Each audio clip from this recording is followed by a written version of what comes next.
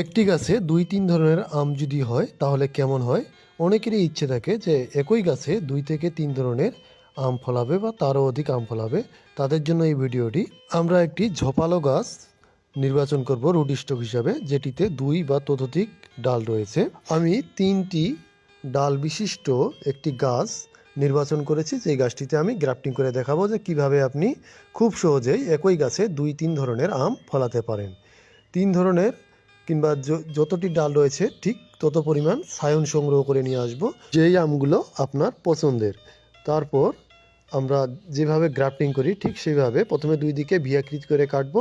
কাটার পরে সুন্দরভাবে ২ সাইড মিল করার চেষ্টা করব। ২ সাইড না মিল হলে এক সাইড চামড়ার দিক মিল করে দিব। তারপর পলিথিন দিয়ে, যেগুলো পলিথিন টানলে বাড়ে, সেই পলিথিনগুলো দিয়ে টাইট করে বেঁধে দিব, যেন কিছুতেই বাতাস এবং পানি না ঢুকে। আর এই গ্রাফটিংটি করতে হবে মার্চ থেকে আগস্ট মাসের মধ্যেই।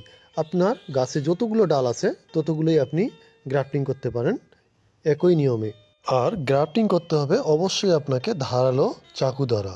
সায়ন গাঢ় সবুজ রঙের এবং মাথায় মুটুক রয়েছে এমন সায়ন নির্বাচিত করতে হবে গ্রাফটিংয়ের জন্য। তাহলে খুব দ্রুত জোড়া নিবে এবং সেখান থেকে নতুন কুড়ি বের হবে।